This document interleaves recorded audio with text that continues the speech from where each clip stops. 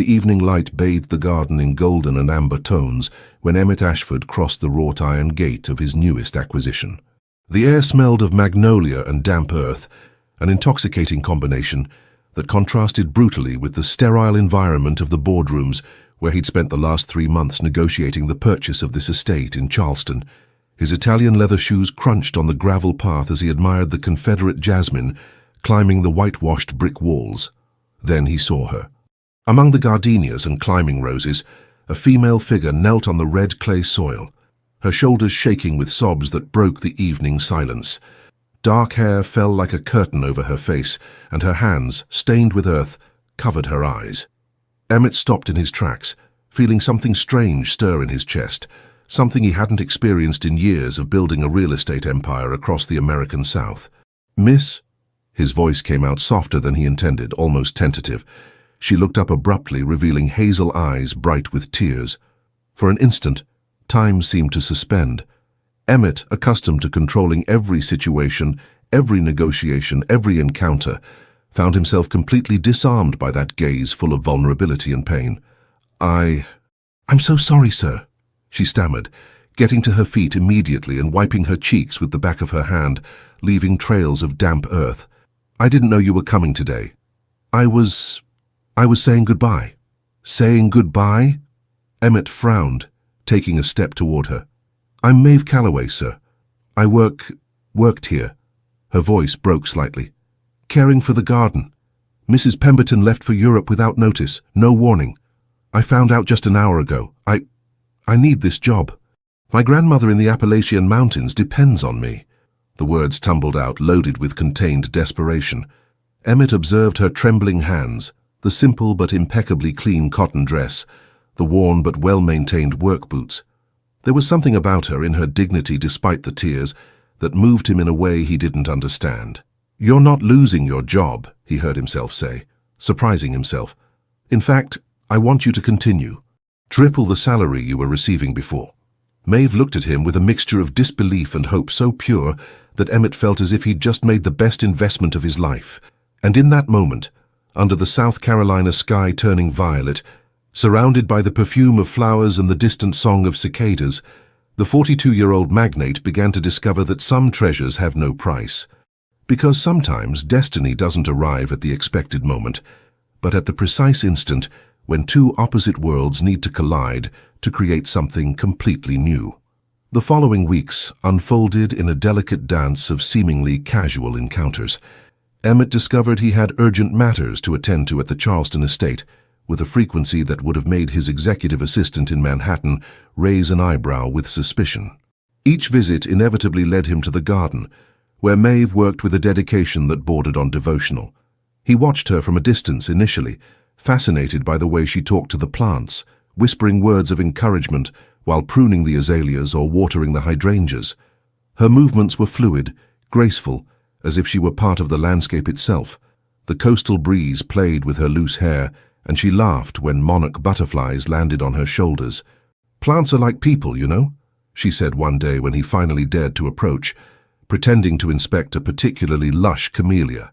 "They need attention, patience, and above all, they need to feel loved to flourish." Emmett, who had spent 2 decades treating people like pieces on a chessboard, felt strangely ashamed by those words.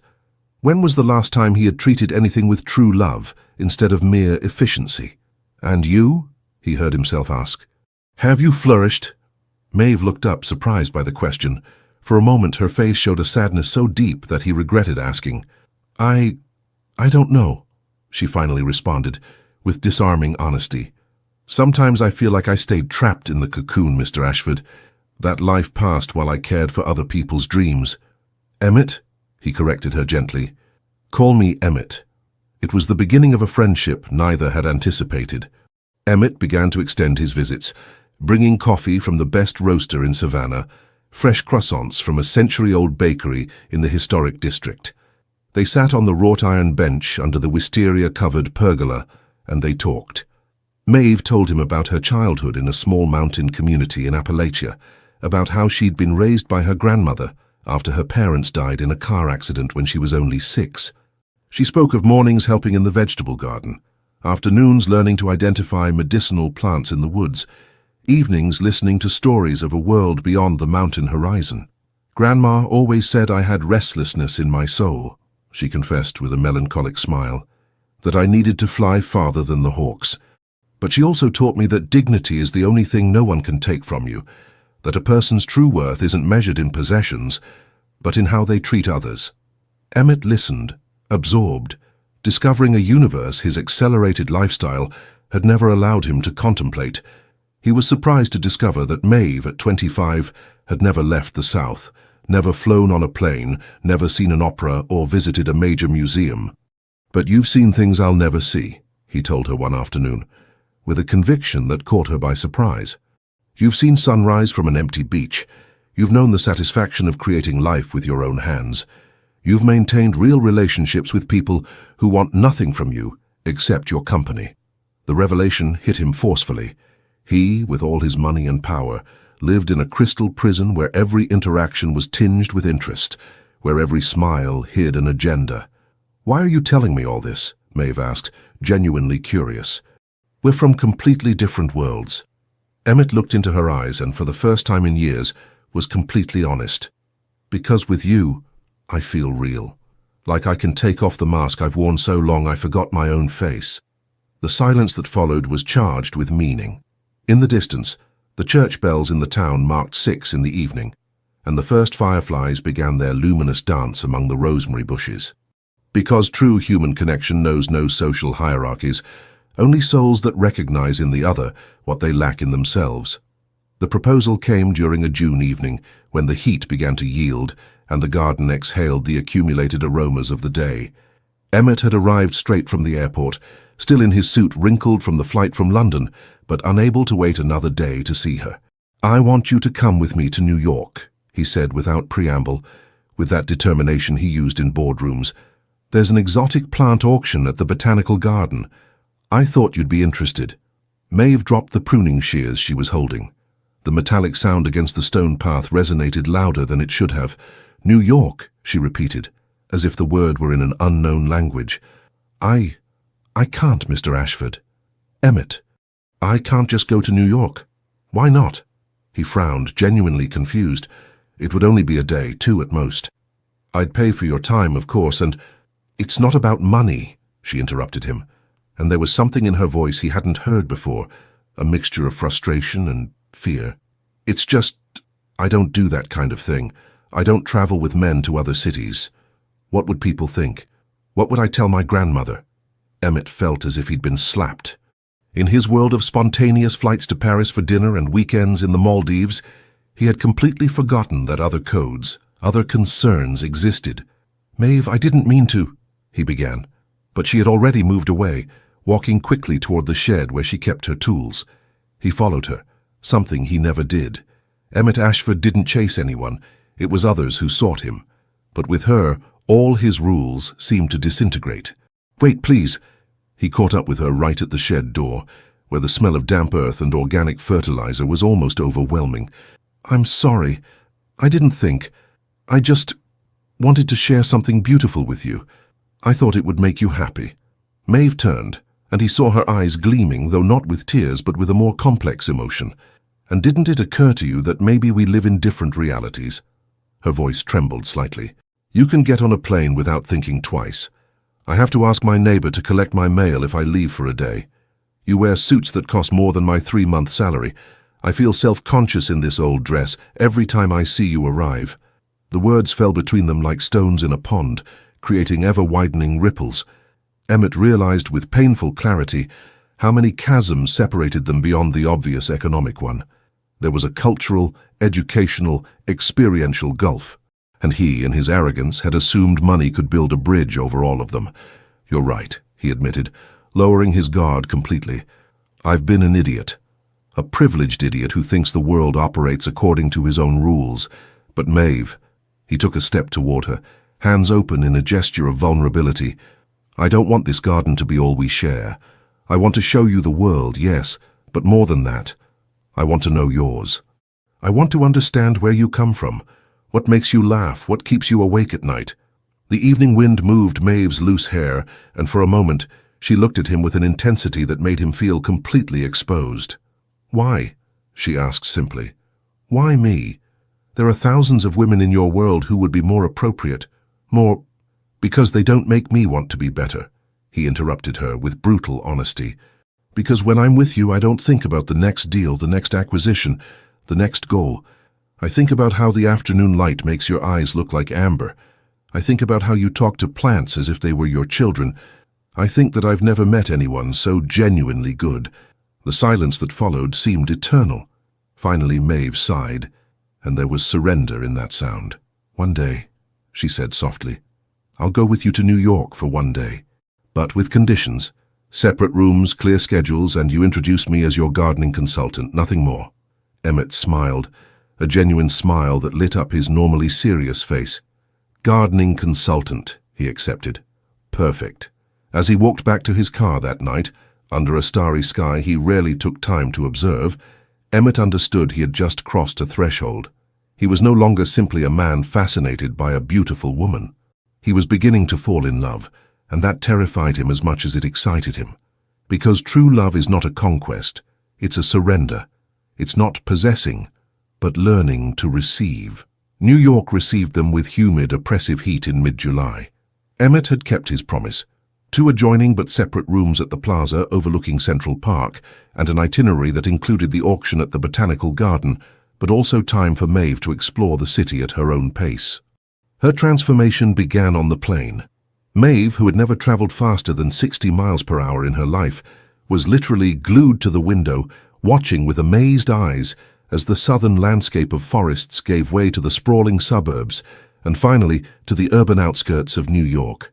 "It's like we entered a painting," she murmured, with a smile of pure joy that made Emmett completely forget the financial report he had on his tablet. "Wait until you really fly," he responded, and then bit his tongue when he saw her expression cloud slightly. "Sorry, I didn't mean—" "No, it's okay," she interrupted him, turning to face him with a direct look. "You need to stop apologizing for your life, Emmett. Don't apologize for having privileges, just use them consciously." The wisdom in those words, coming from a 25-year-old woman who had known so little of the world, left him speechless. They spent the rest of the flight in comfortable silence, he occasionally working while she read a tourist guide to New York she'd bought at the airport, marking places with a pencil. The plaza was a revelatory experience for both. For Maeve, it was a world of luxuries she could barely comprehend: original artwork, designer furniture, sheets that felt like clouds. For Emmett, it was seeing this world through her eyes, realizing how much he had taken for granted.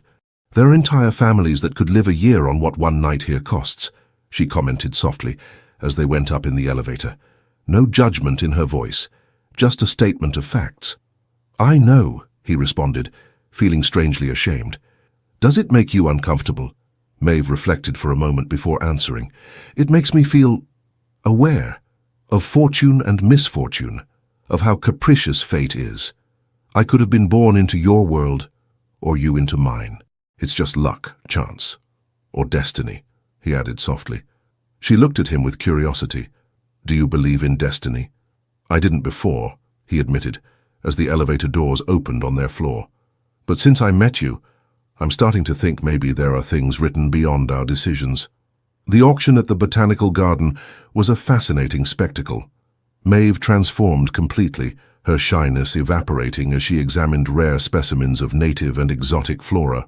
Emmett watched in wonder as she conversed with botanical experts from across the country, how her eyes sparkled when she identified a particularly rare species of orchid endemic to the Smoky Mountains.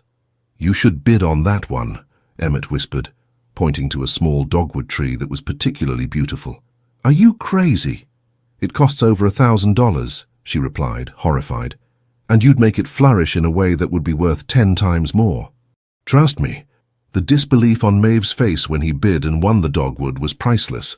When the hammer fell adjudicating the plant to them, she looked at him with a mixture of gratitude and something deeper, something that made Emmett's heart race. "You didn't have to do that," she said later, as they walked through the paths of the historic garden, the sun filtering through the canopy of centuries-old trees. "I wanted to," he replied simply. "I wanted to see that light in your eyes." They stopped under a magnificent oak, its earthy scent filling the air. Maeve turned to him, and for the first time, there were no barriers in her expression.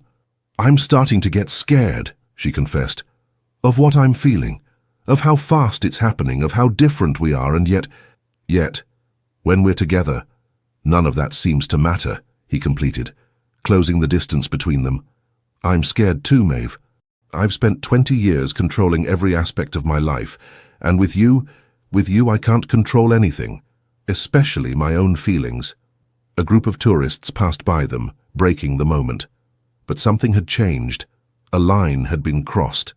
When that night they returned to the hotel, they didn't separate in the hallway. Instead, Emmett walked her to her door, and for an eternal moment, they simply looked at each other. "Good night, Maeve," he finally said, his voice hoarse. "Good night, Emmett," she responded. But before entering, she did something that completely surprised him. She stood on her toes and gave him a soft kiss on the cheek, leaving the scent of natural jasmine that always surrounded her. As Emmett entered his own room, he touched the cheek where she had kissed him, smiling like a teenager.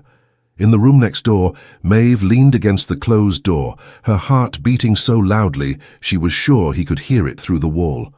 Because true love doesn't announce its arrival with fanfare, but infiltrates gently, conquering territories of the heart we believed fortified, until one day we discover we are no longer the same.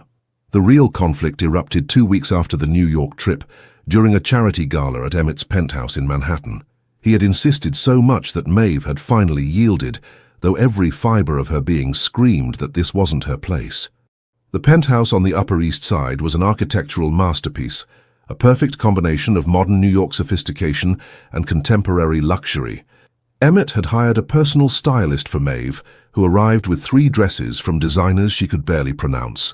She chose the simplest, a light blue design from Carolina Herrera that floated around her body like liquid water, enhancing her figure without being ostentatious. When Maeve descended the marble staircase, all eyes turned to her. Emmett, who was in conversation with a senator, literally lost his train of thought. She was an ethereal vision, her natural beauty magnified by the elegant dress, but without losing that earthy quality that made her unique. "You look," he began when she reached his side, unable to complete the sentence. "Ridiculous," Maeve whispered, with a nervous smile. "I feel like an imposter." "Perfect," he corrected, taking her hand and kissing it gently. "You look perfect." The first 2 hours transpired in a surreal haze. Maeve found herself balancing between conversations about real estate investments, national politics, and market trends she understood nothing about. Emmett remained constantly by her side, introducing her with pride as my most talented gardening consultant, though his eyes said much more. Then Victoria Whitmore appeared. The woman was the epitome of Manhattan elegance. 45 but looking 35, thanks to the best surgeons in New York, dressed in a red Valentino that probably cost more than Maeve's car, and with a smile that didn't reach her cold steel-gray eyes. "Emmett, darling," she purred, kissing him on both cheeks with familiarity. "What a surprise to see you here with—" Her eyes traveled over Maeve from top to bottom with barely disguised disdain. "Such quaint company." Emmett tensed immediately. "Victoria, meet Maeve Calloway. Maeve, Victoria Whitmore, a former business associate." "Former associate," Victoria repeated with a crystalline laugh. "What a polite way to put it. But yes, I suppose after that. Unfortunate dispute over the Boston project. We no longer do business together." She turned to Maeve with a predatory smile. "And you, dear? What line of business are you in? Modeling? Influencing?" "I'm a gardener," Maeve responded, raising her chin with dignity, though Emmett could see how her hands trembled slightly. The silence that followed was deafening. Several nearby people turned their heads, and Maeve felt the blush rising up her neck. "Oh," Victoria elongated the word, her tone dripping with condescension. "How charming. I suppose someone has to take care of those things, right? Though I thought that's what service staff were for. Or perhaps—" Her look became malicious. "Oh, I understand. How modern you are, Emmett, mixing with the help." "Enough!" Emmett's voice cut the air like a whip, cold and lethal. "Get out of my home, now!" Victoria blinked, genuinely surprised. "What?" "Emmett, I was only joking. Out, he repeated, each word like a piece of ice. And you can forget about the Miami project you asked me to consider. I won't do business with someone who insults people I care about. The murmur of shock rippled through the room. Everyone knew the Miami project was worth tens of millions of dollars. Victoria paled, realizing too late she had gone too far. Emmett, please, don't be ridiculous. For this... But Maeve had already released Emmett's hand and was walking quickly toward the terrace doors, her heels clicking on the marble floor, fighting to contain tears until she was out of everyone's sight. Emmett followed her, completely ignoring Victoria and the 200 guests watching the drama unfold. He found her in the private garden, under a cherry tree in bloom, arms crossed over her chest, looking at the Manhattan lights twinkling in the distance. Maeve, don't, she raised a hand without turning. Don't say anything, she's right. What am I doing here? I'm a hillbilly from Appalachia who barely finished high school. I don't belong in this world of champagne that costs hundreds of dollars a bottle and dresses that cost more than my yearly salary. That doesn't matter, Emmett approached, placing his hands on her shoulders gently. None of that matters. She finally turned, and he saw tears shining in her eyes under the moonlight. Doesn't it? Really doesn't it? Her voice broke. Because you just lost a multi-million-dollar deal because of me. You just humiliated a powerful woman in your own home, in front of Manhattan's elite. How long until you regret it? How long until you realize I'm just a gardener who will never understand your world? Emmett gripped her shoulders, forcing her to look directly at him. Listen to me, he said with an intensity that left her breathless. Victoria Whitmore can go to hell. That whole world can go to hell. I spent 20 years building an empire, accumulating money, earning respect. And for what? To be surrounded by people like her. People who only value me for what I can do for them. And then you appear with dirt under your nails and flowers in your hair, and suddenly that whole world seems empty and meaningless. But there are no buts, he interrupted. Yes, I lost a deal. I'll lose many more if it means protecting you. Yes, I humiliated Victoria, and I'd do it 1,000 times more, because for the first time in my life, I found something more valuable than any property, any contract, any bank account. I found someone who makes me want to be better, who makes me feel real, who makes me believe there's still beauty and goodness in this cynical world. The tears finally overflowed Maeve's cheeks, but this time they weren't just from pain, but also from something deeper, more hopeful. I'm so scared, she whispered. Scared of not being enough, scared of disappointing you, scared of falling in love with you and losing myself in this world I don't understand. Emmett pulled her close gently, letting her rest her head on his chest, stroking her hair tenderly. Then let's be scared together, he murmured against her hair. But let's not give up. Give me a chance, Maeve. Give me the chance to show you this love can work, that we can build a bridge between our worlds. In the distance, the gala music continued, but there, under the New York stars and the intoxicating scent of jasmine, two people from different worlds sealed a silent pact to fight for something everyone else considered impossible. Because true courage is not the absence of fear, but the decision to move forward despite it, betting on love even when all odds are against you. The following months brought seismic changes to Maeve's life.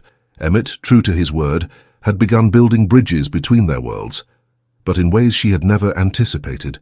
First came education, not imposed, but offered as a gift. One September morning, Emmett presented her with an acceptance to study advanced botany at Duke University, a prestigious program that had been impossible for her due to costs. I can't accept this, Maeve had said, the letter trembling in her hands as they sat on the terrace of the Charleston estate, the morning sun bathing them in golden light. Why not? He asked, genuinely confused. Because you've already given me too much. The increased salary, the trips, the dresses. I feel like I'm selling myself. Emmett had taken her face between his hands with a tenderness that disarmed her. Maeve, do you love me? The question caught her completely off guard. They had danced around that feeling for months, but had never explicitly named it. Yes, she finally admitted, her voice barely a whisper. Yes, I love you. And I love you, he responded with absolute conviction, but this isn't because of that. It's because you have a genuine talent that deserves to be cultivated, because when you talk about plants, your eyes light up in a way that's pure magic. Because the world needs more people like you, who understand that nature isn't just a resource, but a treasure we must protect. And so, with tears of gratitude, Maeve had enrolled. The first weeks were brutal. She felt completely out of place among students 10 years younger, many from wealthy families from across the South. Her classmates arrived talking about trips to Europe, summers at lake houses, while she could barely contribute anecdotes from her mountain community. But something extraordinary happened. She discovered she had a base of practical knowledge none of them possessed. While the others recited scientific names from memory, she intuitively understood life cycles, the needs of each species, the subtle signs of disease or flourishing. Slowly, she began to gain confidence and even admiration. It was during this period that she also discovered photography. Emmett had gifted her a professional camera after seeing her try to capture the beauty of a sunrise over the garden with her old phone. At first, Maeve had protested, another extravagant gift, but he had insisted. "It's not extravagant if it feeds your soul," he had argued. And he was right. Photography became her way of documenting her transformation. She captured the golden southern light on magnolia leaves, morning dew on a gardenia, the textures of century-old tree bark. But she also began photographing people, wrinkled faces of elderly people at Savannah's farmers' market, working hands of fishermen, smiles of children playing in public fountains. Emmett had her best works framed and hung them in the corridors of his Manhattan penthouse, replacing abstract art that had never meant anything to him. Visitors were stunned by the raw beauty and emotion the photographs conveyed. "Who's the artist?" they constantly asked. "Someone who sees the world with eyes the rest of us have lost," he would respond with pride. But Maeve's deepest transformation came when she began teaching. The university had offered her the opportunity to give practical workshops to first-year students, sharing her intuitive knowledge of southern gardening. Initially terrified at the idea of standing in front of a class, she had discovered she had a natural gift for transmitting her passion. It was after one of those workshops, in late October, when a senior professor approached her. "Miss Calloway, have you ever considered working with rural communities?" asked Professor Harrison, a 70-year-old man with a legendary reputation in applied botany. "We have a sustainable development program in Appalachian communities. We need people like you, who understand both the science and the reality of these communities." That night, when Maeve told Emmett about the offer, she saw something in his eyes she'd never seen before. Pure pride, unmixed with possessiveness or fear. "You should do it," he said immediately. "It's perfect for you. But it would mean spending entire weeks in the mountains away from you. And you'd be fulfilling your purpose," he interrupted gently. "Maeve, one of the things I love most about you is your ability to connect with people, to make them feel they matter. Those rural communities need that, and you need to know you're valuable for yourself, not just as the millionaire's girlfriend." The words hit her forcefully. It was the first time he explicitly acknowledged the elephant in the room. That part of her insecurity came from feeling her worth was tied to his. She accepted the project. For the next 6 weeks, Maeve lived among communities nestled in the Appalachian Mountains, teaching farmers sustainable cultivation techniques, helping establish community gardens, documenting endangered native species. She stayed in residents' homes, ate simple meals, worked under the relentless sun, and flourished. Emmett visited on weekends when he could, arriving in his luxury car to towns where chickens blocked narrow streets. The residents, initially suspicious of the rich outsider, were surprised to see how he rolled up the sleeves of his designer shirt and helped in the community garden, how he listened with genuine interest to the elders' stories, how he treated Maeve with a respect and adoration that transcended social barriers. "Your man is good," said a 90-year-old woman, the same age as Maeve's grandmother. "Rich, yes, but good. Eyes don't lie. He looks at you like other men look at treasures." One night, sitting on the roof of a log cabin, under a starry sky so bright it seemed unreal, Maeve took Emmett's hand. "Thank you," she said simply. "For what?" he asked, confused. "For letting me find myself. For not trying to mold me into something that fit your world, but for giving me the tools to build my own. For loving me enough to risk that. By finding my independence, I'd leave you behind." Emmett looked at her with an intensity that took her breath away. "I was never afraid of that," he lied, but both knew the truth. "Well, maybe a little. But I understood something fundamental. If I hold you back out of fear, I'll lose you anyway. If I set you free and you choose to return, then I know it's real." They kissed under the stars, surrounded by the song of crickets and the scent of wild thyme, and it was different from all previous kisses. It was a kiss of equals, of two people who had found themselves and now consciously chose to find each other. Because true love is not a gilded cage, but a shared garden where both people can grow, flourish, and be fully themselves. The true test of fire came in December, when Emmett's entire family decided to make their annual Christmas visit. Marcus, the older brother from Boston, was a conservative banker with very firm opinions about appropriate social associations. Claire, the younger sister, was a socialite from Connecticut, known for her sharp tongue and impossible standards. And then there was their mother, Eleanor Ashford, a formidable matriarch who had built as much of the family empire as her late husband. Emmett had postponed this encounter as long as he could, but there were no more excuses. They had agreed to meet at the mountain lodge he had recently purchased near Asheville, North Carolina, an impressive property with views of the Blue Ridge Mountains. It was neutral territory, far from both the Charleston estate that had become their refuge and the corporate offices in Manhattan. Maeve had spent an entire week preparing, consulting with Emmett about protocols, practicing conversation topics, carefully choosing her clothes. Elegant but not pretentious, expensive but not obviously so. Despite all her newfound confidence, the prospect of being judged by his family terrified her. "Relax," Emmett had said that morning as she changed outfits for the 5th time. "You're not being interviewed for a position. You're yourself, and that's more than enough." Easy for him to say. The family arrived in convoy, 2 latest model BMWs and a Range Rover. Maeve watched them descend from the vehicles from the second-floor window, her heart pounding like a drum. Marcus was Emmett's image, but 10 years older and twice as severe. Claire was elegant to the core, with that air of superiority only generational wealth can buy. And Eleanor. Eleanor was small but imposing, with perfectly styled white hair and eyes that seemed to see straight into the soul. Lunch was tense from the start. Maeve had insisted on helping prepare the food, working alongside the local cook Emmett had hired.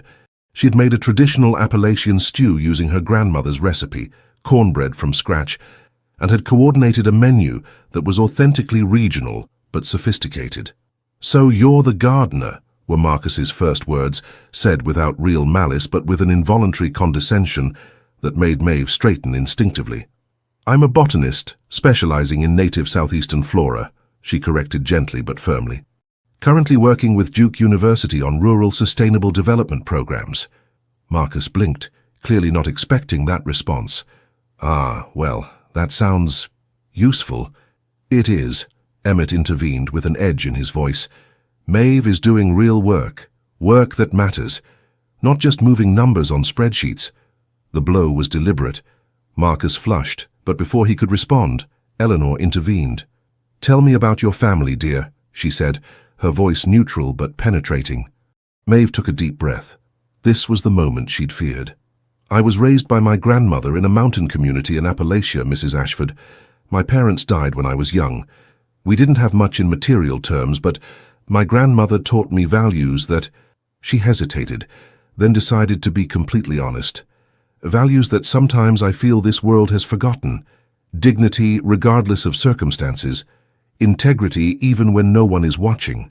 And that true wealth is measured in relationships, not possessions." The silence that followed was absolute. Claire stopped pretending interest in her phone.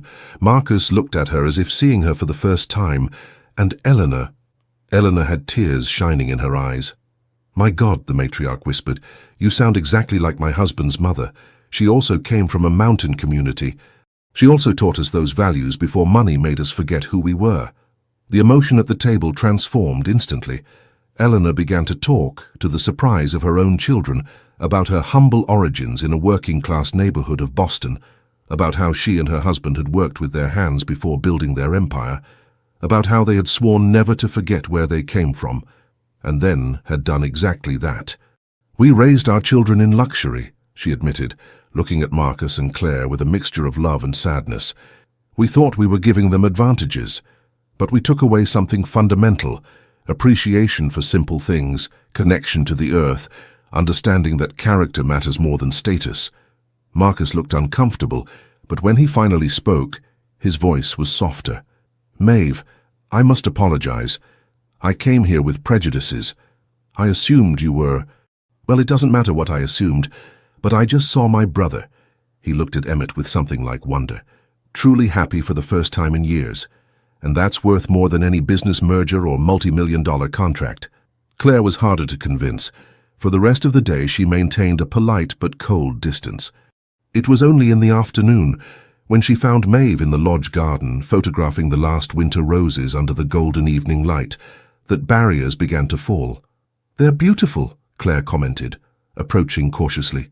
"The photographs Emmett has in Manhattan, you took them, didn't you?" Maeve nodded, not stopping her camera adjustments. "Photography helps me see. Not just look, but really see. Beauty is everywhere, even in places people consider ordinary." Claire sat on a nearby stone bench, and for the first time, Maeve saw vulnerability in her perfectly made-up face. "I've traveled all over the world," Claire said softly. "The best hotels, the best beaches, the best art galleries. And yet I can't remember the last time I really saw something beautiful, felt something deep. Everything is just experiences to post on Instagram, stories to tell at cocktail parties. Nothing is real." Maeve lowered her camera and looked directly at the woman. "It's never too late to reconnect with what's real," she said simply. That evening during dinner, something extraordinary happened. Eleanor asked Maeve to serve the stew she had prepared herself, saying she wanted to experience the food as it was meant to be shared, with love and personal attention. The formality of table service dissolved, and in its place emerged something more like a true family meal. Marcus told stories of his childhood in Boston, of how they used to fish for trout in streams. Claire admitted to everyone's surprise that she had been considering retiring from the social scene and seriously studying art history. Eleanor cried openly while remembering her husband, sharing facets of him that her own children had never known. And Emmett, observing all this, understood something fundamental.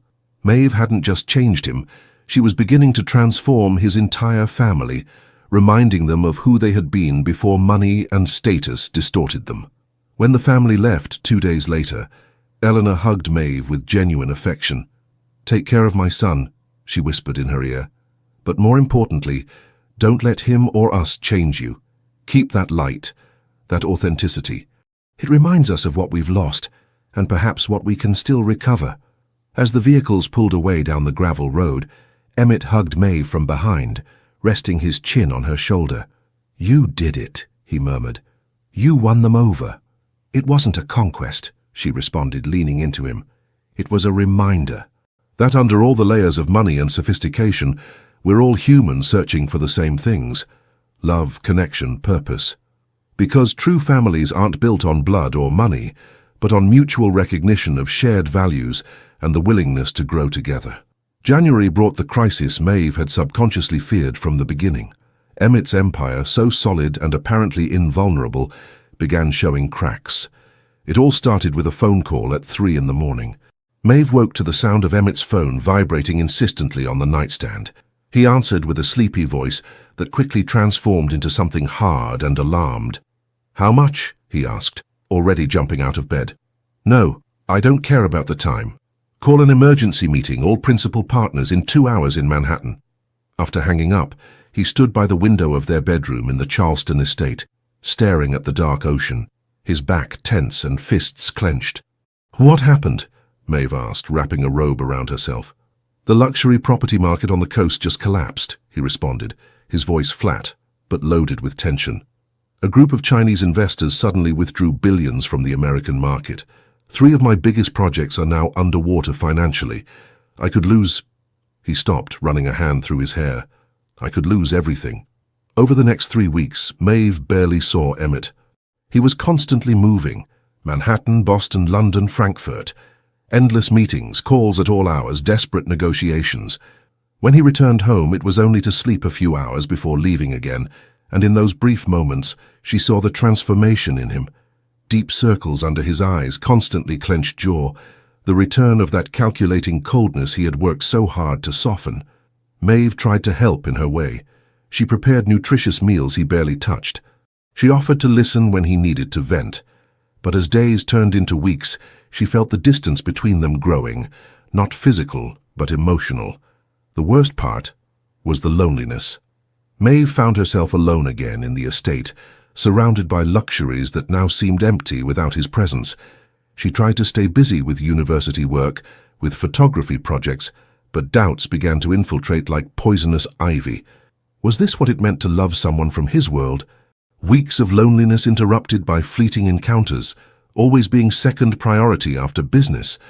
And most terrifying, what would happen if Emmett lost his empire? Who would he be without money and power? Would he still love her, or had she been just a fantasy his secure life had allowed him to entertain?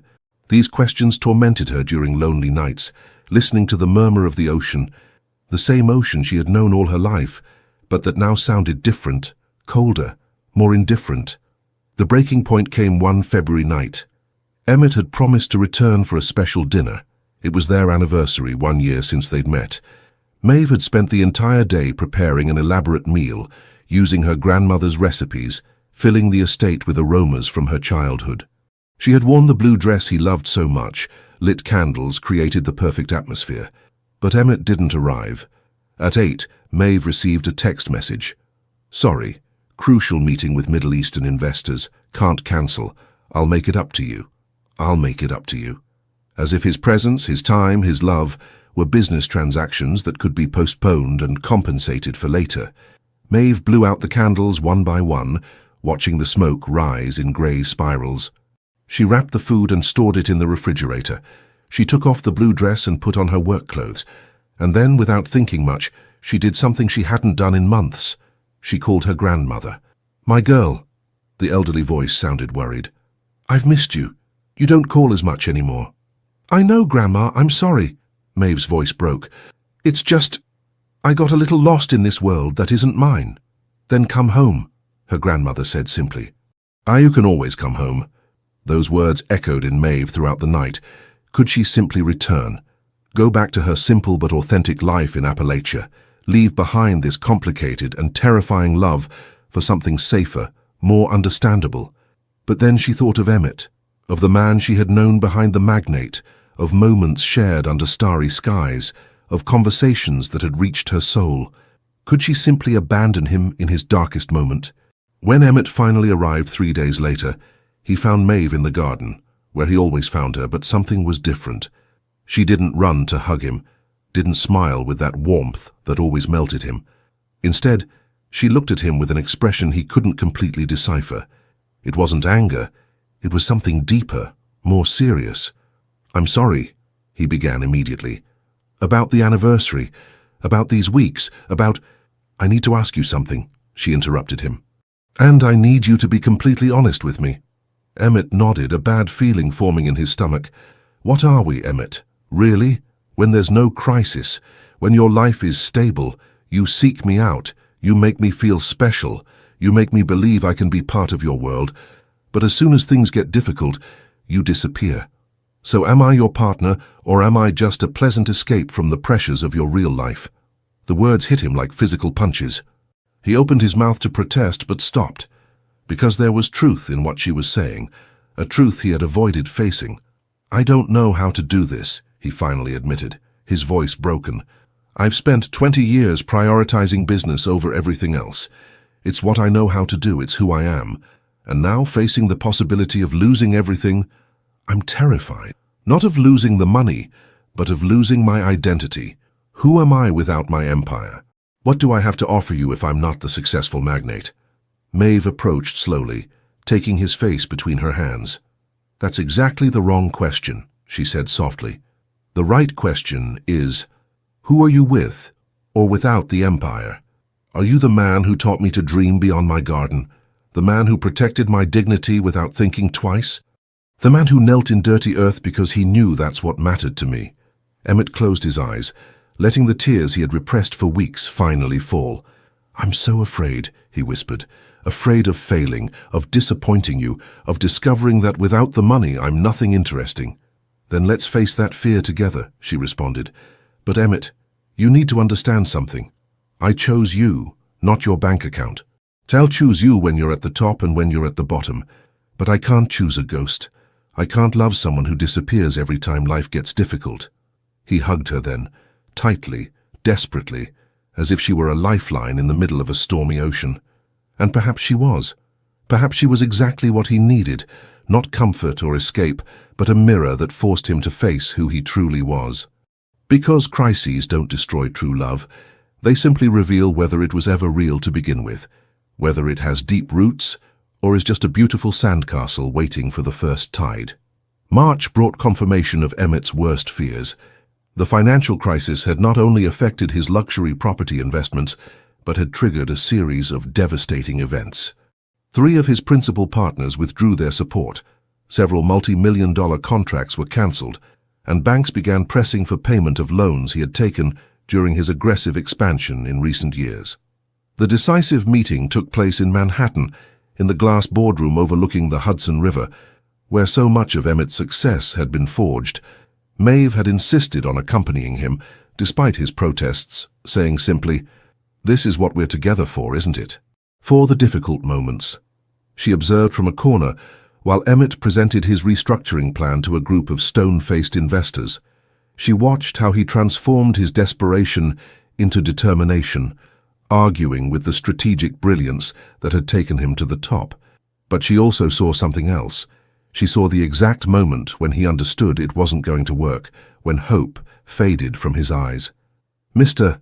Ashford," said the consortium leader, a 60-year-old Swiss man with a clinical voice, "we appreciate your presentation, but the reality is clear. You've overextended your operations. You need to liquidate at least 40% of your assets to stabilize your situation. Otherwise, we'll be forced to exercise our contractual rights." 40%. The number floated in the air like a death sentence. Emmett remained motionless for a moment that seemed eternal. Then, with a dignity Maeve would never forget, he nodded. "I understand.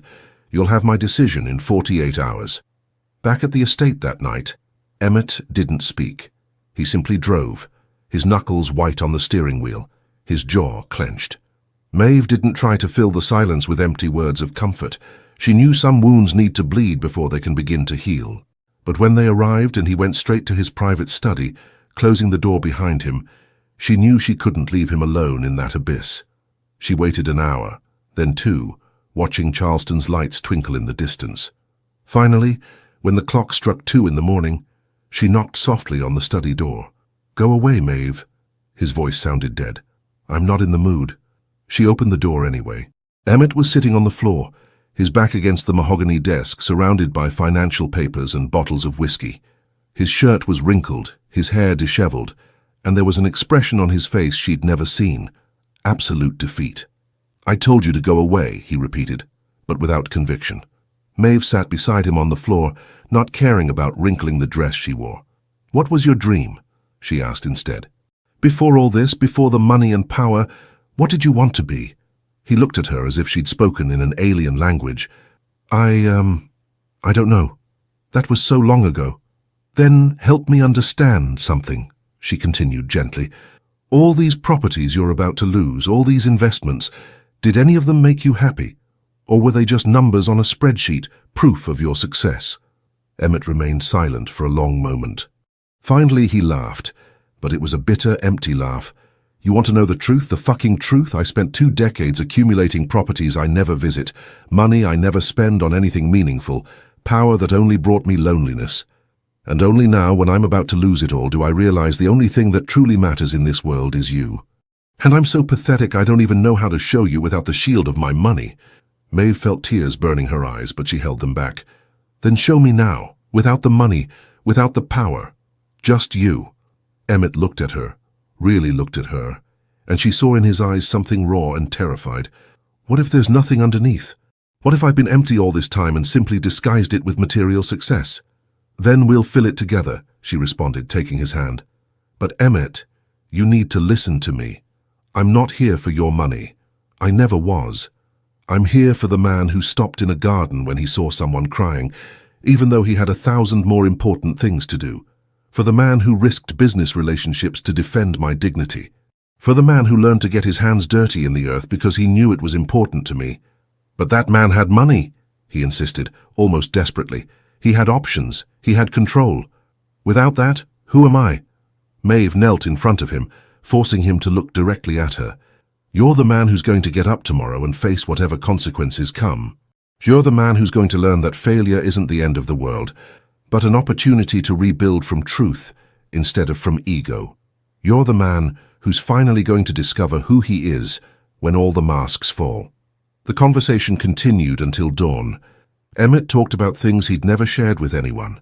His fear of not being enough, his obsession with success as a form of validation, his deep loneliness under all the opulence. And Maeve listened without judging, only offering her constant presence.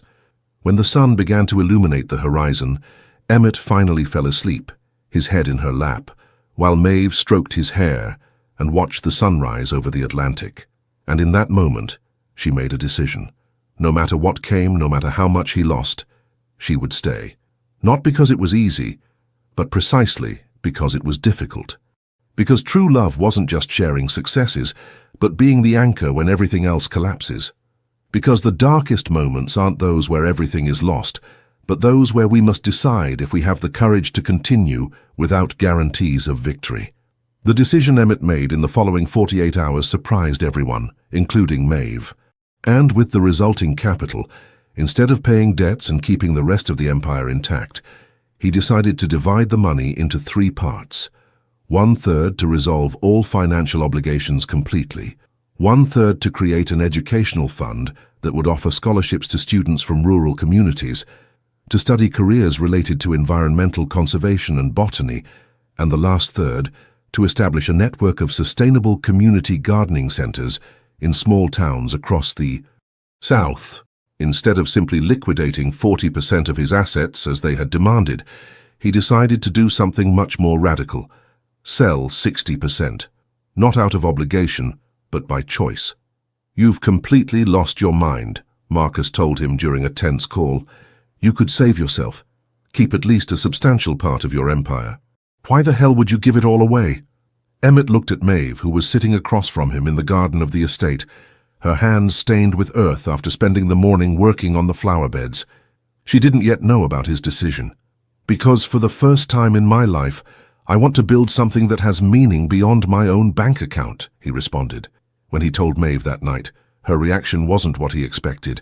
It wasn't immediate joy or pride. Instead, she became very quiet, processing. Why? She finally asked. Why are you doing this? For you, he responded without hesitation. Because you showed me what truly matters. Because I want to be the man who deserves your love, not the magnate who dazzles you with luxuries.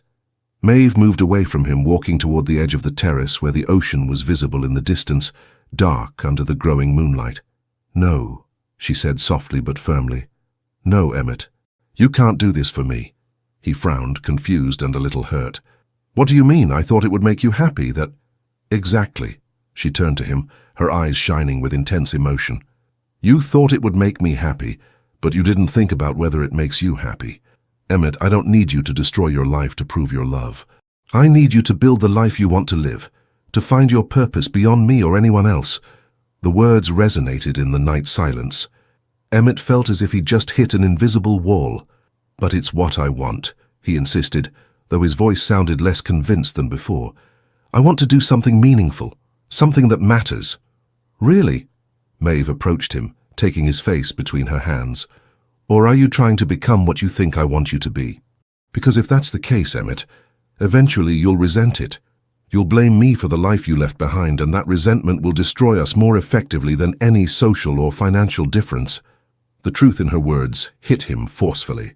Throughout the night, Maeve made him talk, really talk about what he wanted. She made him question every decision, explore the real motivations behind his radical plan. And what they discovered together was complex. Yes, part of him genuinely wanted to do something meaningful, but another part was trying to atone for guilt, to prove he was worthy of her love, to transform himself completely into someone different because he had decided who he was before wasn't enough. The point isn't that you become me, Maeve said passionately. The point is that we find a way to integrate our worlds without either of us losing who we are. You're a brilliant businessman, Emmett. You have a gift for business, for seeing opportunities where others see obstacles. You shouldn't destroy that. You should redirect it towards something that aligns with your values." During the next week, they worked together on a new version of the plan. Emmett would still sell enough assets to resolve his obligations and regain financial stability.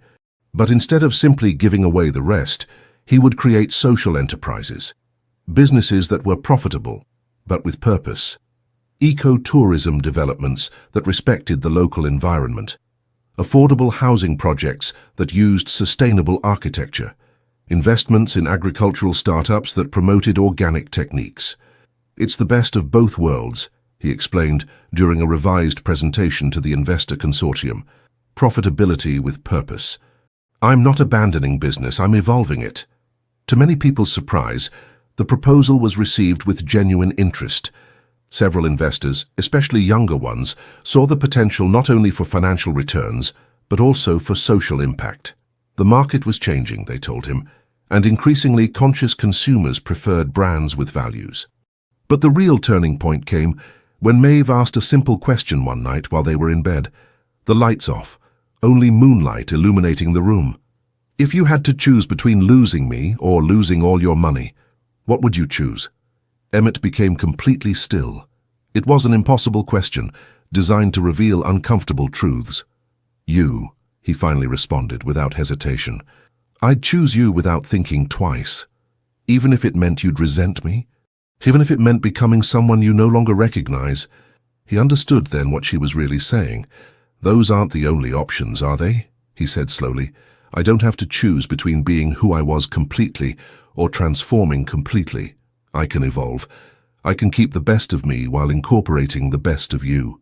Maeve nestled against him, and there was relief in her voice. "Exactly. I don't want to change you, Emmett. I want to grow with you. And that means we both keep our essences while learning from each other." As he fell asleep that night, Emmett understood something fundamental. The true sacrifice wasn't renouncing who he was, but having the courage to evolve into who he could become.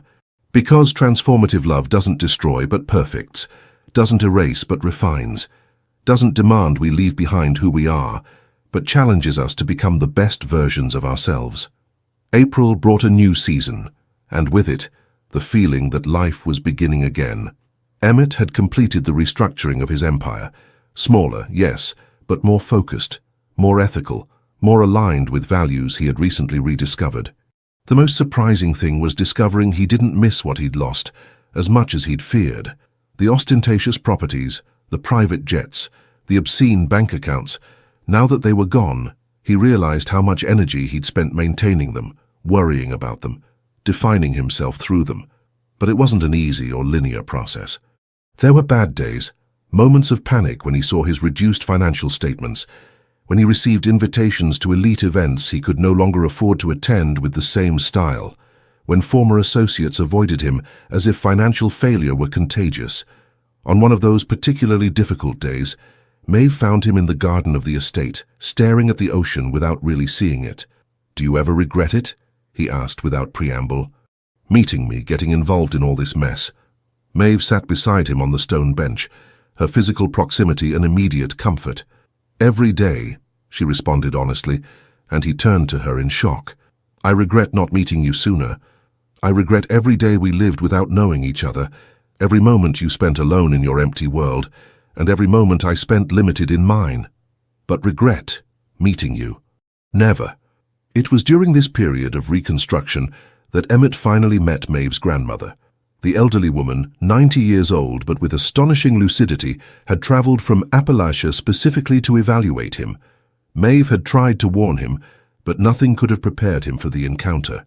"So you're the one who has my granddaughter living in sin," were the grandmother's first words, said without real malice, but with a frankness that made Emmett blush like a teenager. "Grandma," Maeve began, mortified. "Let him speak," the elderly woman interrupted, pinning her dark eyes on Emmett. "I want to hear what he has to say for himself." Emmett took a deep breath. This tiny, elderly woman, in her traditional black dress and headscarf, was more intimidating than any room full of corporate executives. "You're right," he admitted, "and I have no excuse except that I've been a coward. I've been so focused on rebuilding my life that I haven't thought about formalizing my commitment to your granddaughter in the way she deserves." The grandmother raised an eyebrow. "And what does my granddaughter deserve, according to you?" "Everything," he responded without hesitation. "She deserves someone who values her not as an escape from his boring life, but as the center of his universe. She deserves to be chosen every day, not just with words, but with actions. She deserves a family that respects her, a life that fulfills her, and a partner who grows with her instead of trying to change or limit her." There was a long silence. Then, to everyone's surprise, the grandmother smiled, a genuine smile that lit up her wrinkled face. "Good," she said simply. "Then let's talk about a wedding." What followed was one of the most surreal conversations of Emmett's life.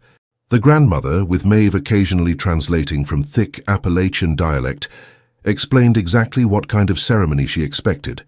A traditional wedding in the mountain community where Maeve had grown up, with the local preacher, followed by a celebration that honored the customs and community that had shaped her granddaughter. "None of those ostentatious weddings in Manhattan or Boston," she warned. "My granddaughter is mountain folk, and that's where she should marry if she's going to marry proper." Emmett, the man who had attended multi-million-dollar weddings in Monaco and Malibu, found he had no desire to contradict her. In fact, the idea of a simple and authentic wedding appealed to him deeply. "But also," the grandmother continued, her eyes becoming softer, "I also want you to do something for yourself, a celebration for your family and your world. Because a wedding isn't just joining two people, it's joining two worlds." The wisdom in those words resonated deeply with Emmett. Over the following weeks, while the grandmother stayed with them, he watched fascinated as Maeve flourished under her presence. The two women spent hours together in the garden, talking in their dialect, laughing with stories he didn't fully understand but enjoyed hearing.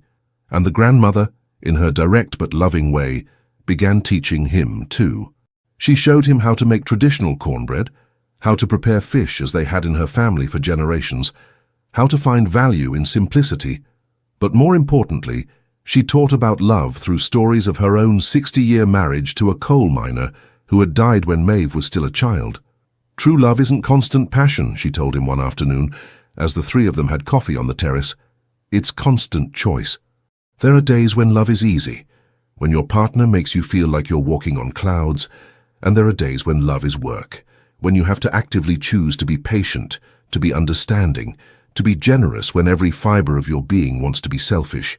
"And how did you know on those difficult days that it was worth it?" Emmett asked. The grandmother looked at Maeve with so much love that Emmett felt a lump in his throat. "Because I could never imagine my life without him. I could imagine an easier life, a more comfortable one, even a momentarily happier one. But I couldn't imagine a more real, more complete life. And that's the difference." During the time the grandmother stayed with them, Emmett realized he was receiving something no amount of money could buy: the blessing and wisdom of a matriarch who had lived long enough to understand what truly mattered. When it finally came time for the grandmother to return to Appalachia, she insisted on not being a burden any longer. Emmett hugged her with genuine affection. "You'll take care of her, won't you?" It wasn't really a question. "With my life," he promised. "And you've given me something invaluable, a vision of who she is at her essence, where her strength comes from. Thank you." As they watched the car pull away, Maeve rested her head on Emmett's shoulder. "She loves you," she said softly. "I can see it. I was so worried she wouldn't approve, but I think she sees something in you that I see. The potential to be extraordinary, not for what you have, but for who you choose to be." And Emmett, for the first time in his life, felt he was finally living up to that potential. Because true validation doesn't come from accumulating successes or impressing crowds, but from earning the respect of those who know the true value of things, who have lived long enough to distinguish the authentic from the superficial.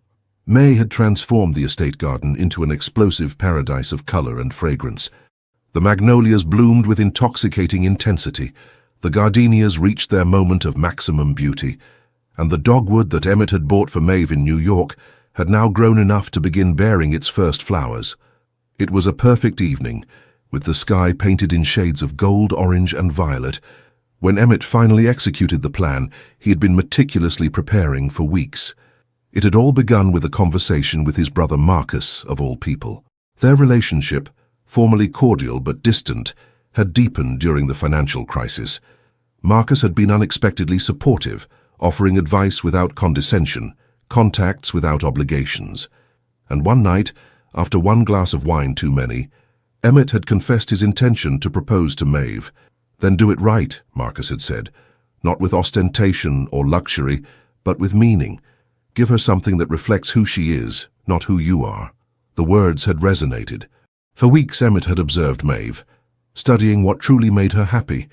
Not expensive gifts or luxurious experiences, though she appreciated them with gratitude. What truly lit up her eyes were simple moments loaded with meaning, a particularly beautiful sunrise, discovering a rare species of wild orchid, helping an elderly neighbor with their garden, photographing light filtering through oak leaves. So instead of a ridiculously expensive ring in an elegant restaurant, Emmett created something completely different. That afternoon he had asked Maeve to wear her work clothes, old jeans, a simple t-shirt, comfortable sneakers.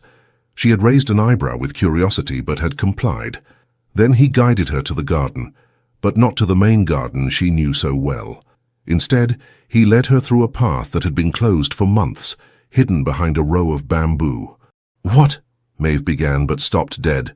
Before her stretched a full acre that had been transformed into a community botanical garden.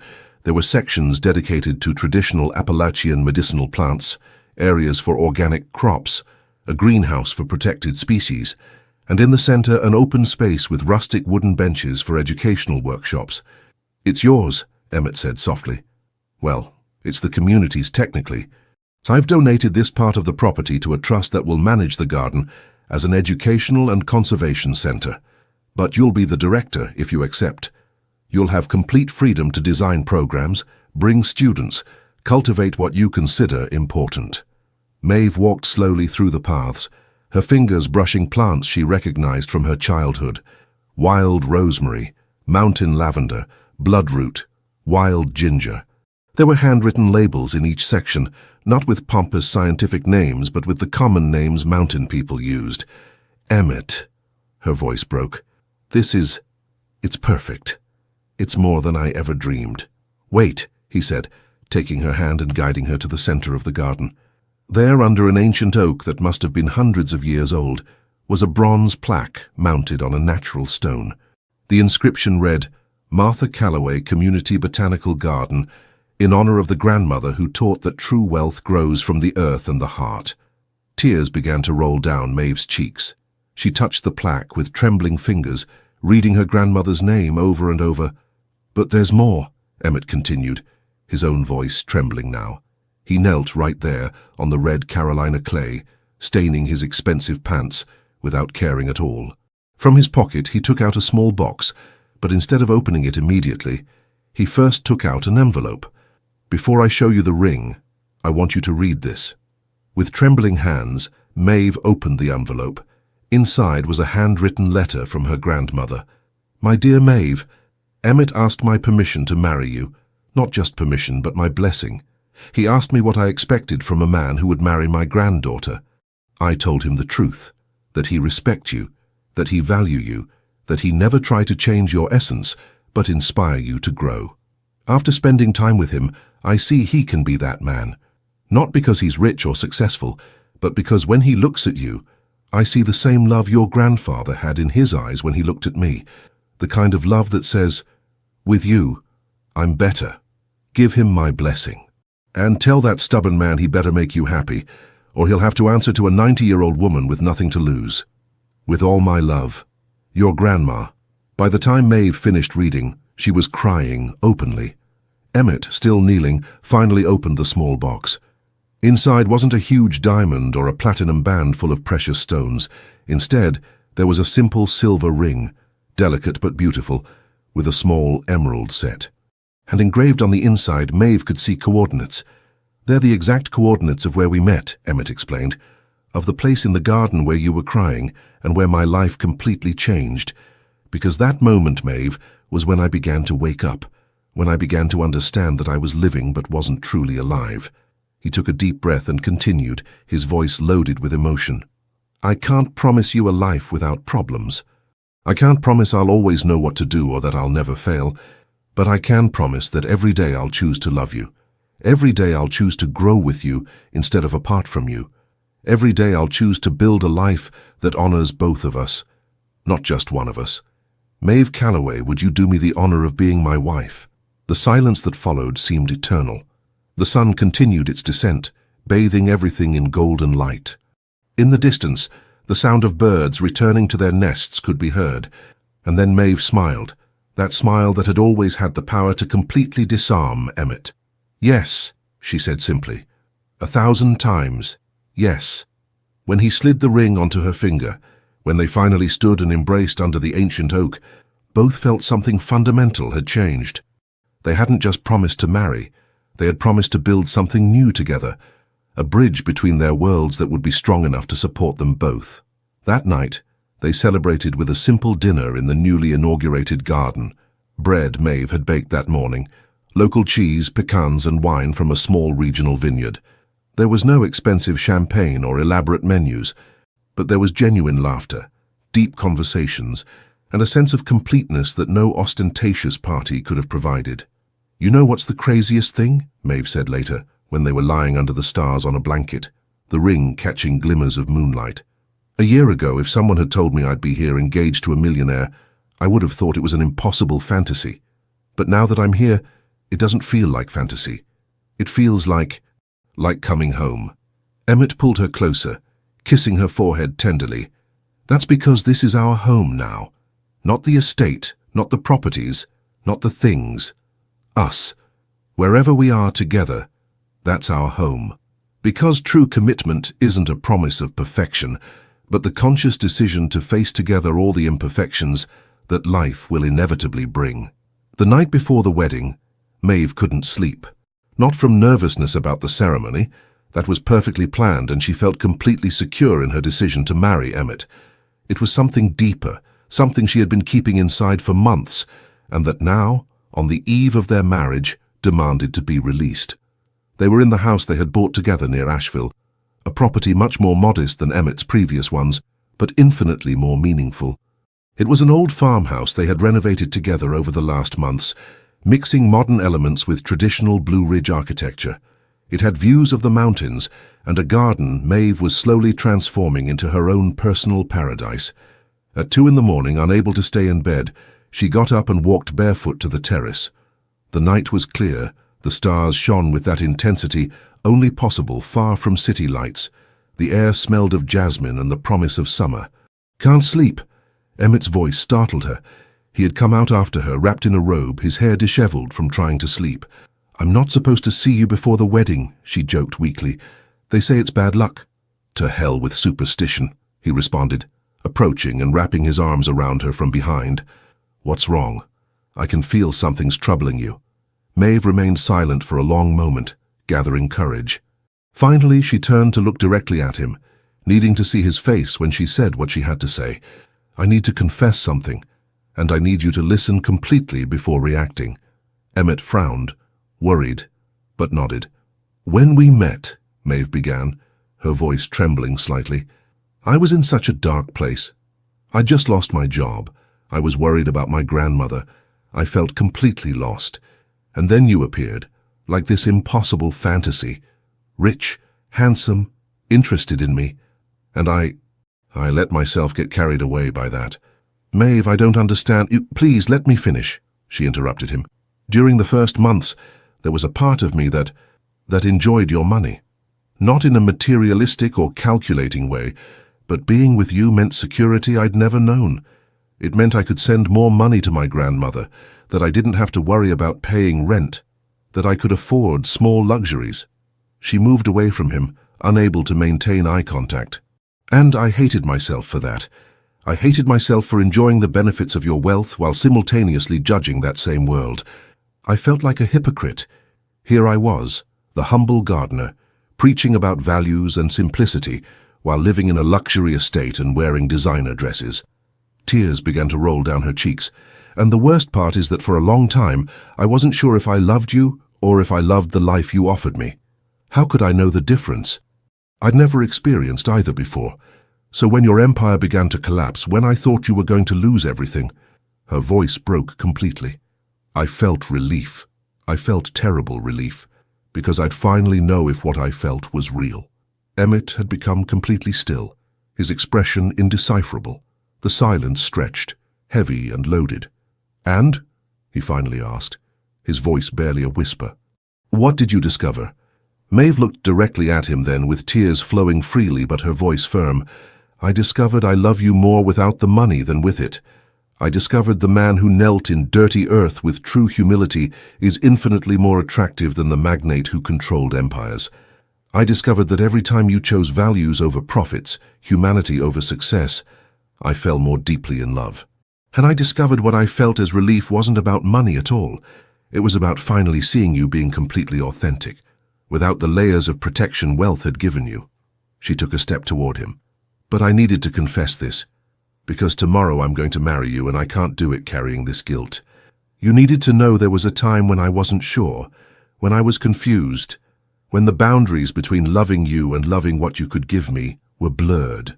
And I need you to forgive me for that." The silence that followed was agonizing. Emmett walked toward the edge of the terrace, looking at the distant lights of Asheville, his back tense. Maeve felt her heart breaking, certain she had ruined everything with her honesty. Finally, he spoke without turning. "You want to know my confession?" Maeve blinked, surprised. "What?" He turned then, and there were tears in his own eyes. "At first, I saw you as a project, as something beautiful and pure I could possess and display. The humble gardener the magnate had rescued and transformed. I planned to turn you into my sophisticated wife, the woman on my arm at events, someone who would validate my success by showing how even common people wanted to be with me." The words were brutally honest, and they hurt even as Maeve understood he was speaking in the past tense. "I was so used to seeing people as acquisitions," Emmett continued, his voice broken, "as objects I could improve or control. And with you at first it was no different. I tripled your salary not out of generosity, but because I wanted you to feel obligated. I bought you clothes not to honor you, but to mold you. I took you to New York not to expand your horizons, but to dazzle you with my world." He approached her slowly. "And do you know when that changed?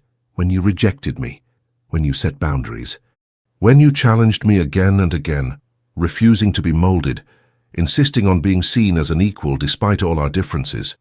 That's when I began to truly love you.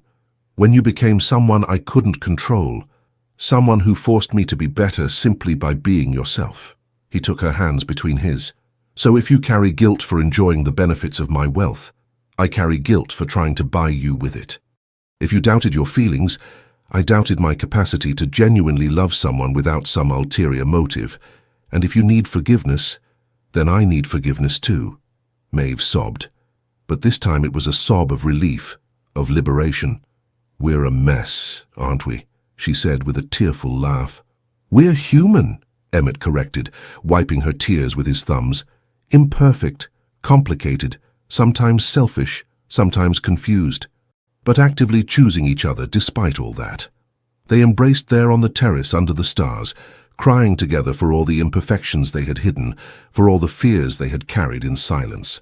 And in that shared crying, in that brutal and vulnerable honesty, they found an intimacy deeper than any they had experienced before. "Tomorrow," Maeve finally said, her voice muffled against his chest. "Tomorrow when we marry, it will be with full awareness of who we are. Not idealized versions or fantasies, but real human beings with mistakes and doubts and moments of selfishness, and we'll choose to love each other anyway." "Anyway," Emmett repeated, kissing the crown of her head. "And always." They stayed like that until dawn, sustained by each other, having crossed the last threshold of true intimacy, the willingness to be completely known, flaws included, and still be chosen. Because the deepest love isn't one based on imagined perfections, but one that flourishes despite and through all our imperfections, built on the solid foundation of radical honesty and unconditional acceptance. The wedding day dawned with a clear, deep blue sky that seemed like a divine blessing.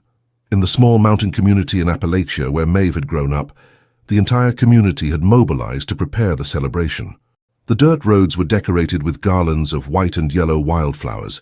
Neighbors had brought out their best tablecloths for the tables extending through the main square.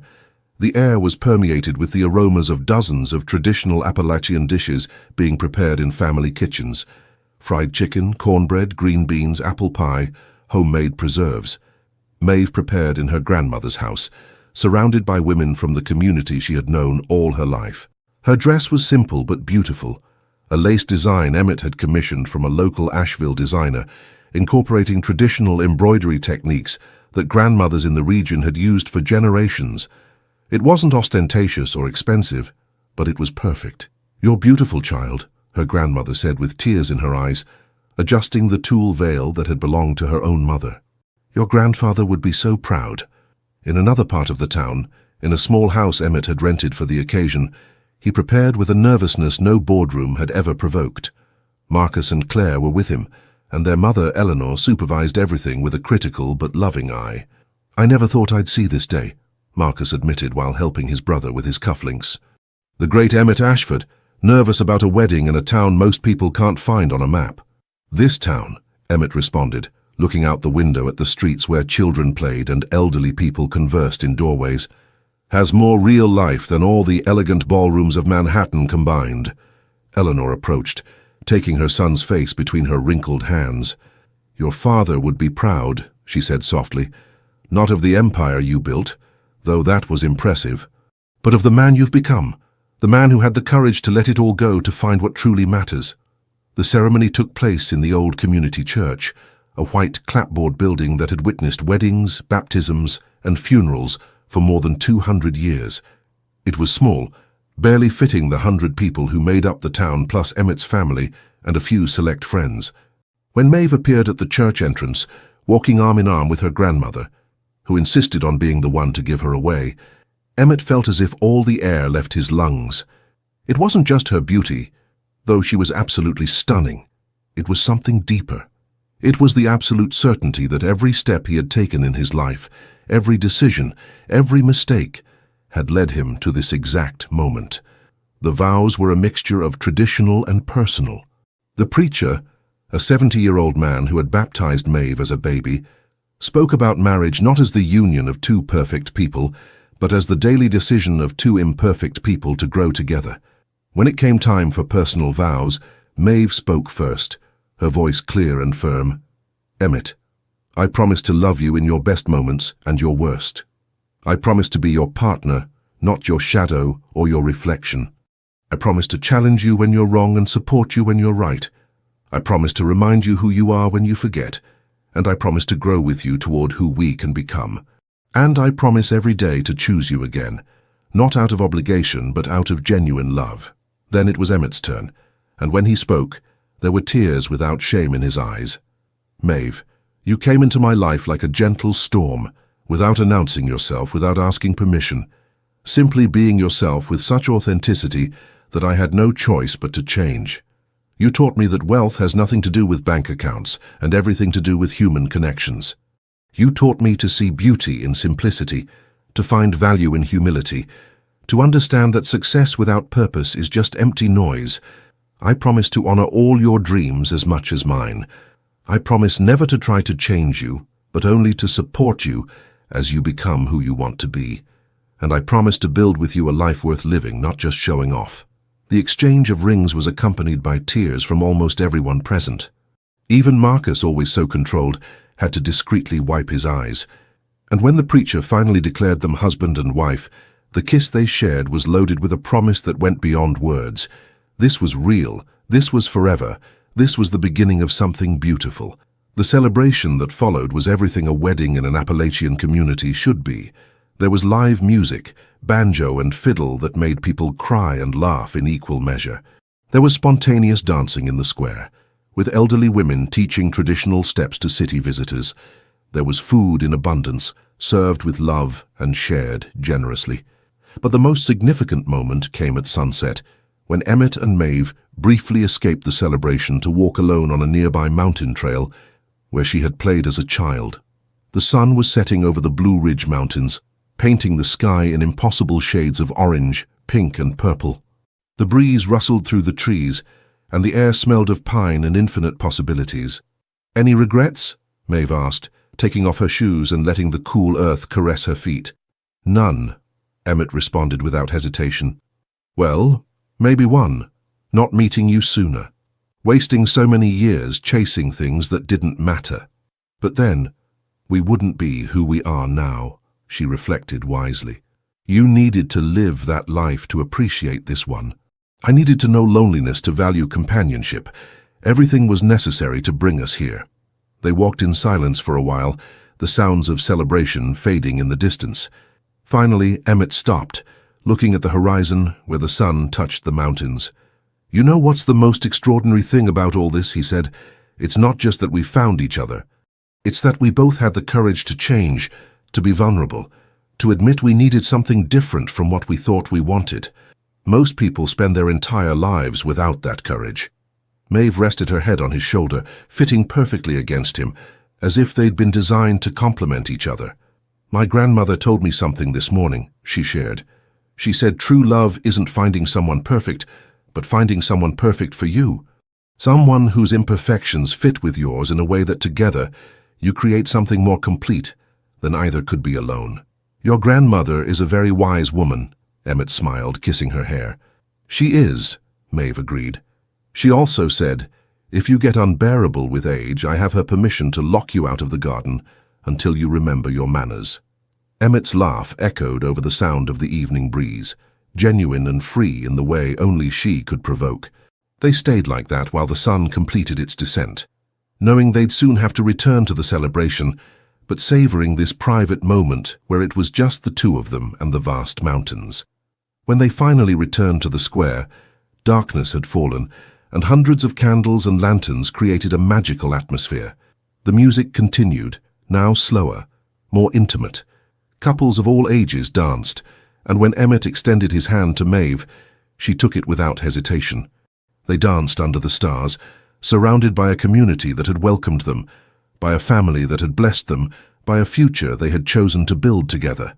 And in that moment, both understood a fundamental truth. They had found not just love, but home. Not a place, but a feeling of absolute belonging that came from being completely known and completely accepted. The party continued into the early morning hours. There were emotional speeches and cheerful toasts. There were tears of joy and laughter, of pure happiness. There were moments of solemnity and moments of complete irreverence. It was perfectly imperfect, exactly as it should be. Years later, when people asked about their wedding, Emmett and Maeve always smiled with the same knowing smile, because no description could truly capture what that day had meant. Not just the union of two people, but the fusion of two worlds, the validation that true love transcends all barriers society constructs, and the promise that with courage, honesty, and unwavering commitment, it's possible to build something beautiful even from the most unlikely beginnings. In their home near Asheville, which over the years would fill with photographs and memories, with plants Maeve would cultivate, and projects Emmett would launch, with visits from family and friends, with laughter and occasional tears, with all the ordinary but extraordinary elements that compose a well-lived life. In that home they built together, there would always exist a simple but powerful reminder of that day on the mountain. A framed photograph of two silhouettes against an Appalachian sunset, taken by a friend in that stolen moment. No poses, no artifice, just two people looking toward the same horizon, choosing to face the future together. And below the photograph, a plaque engraved with words that summarized everything they had learned, everything they had built, everything they would continue to be. True love is not finding each other perfect, but choosing each other imperfect, and in that daily choice, building something infinitely more beautiful than perfection could ever be.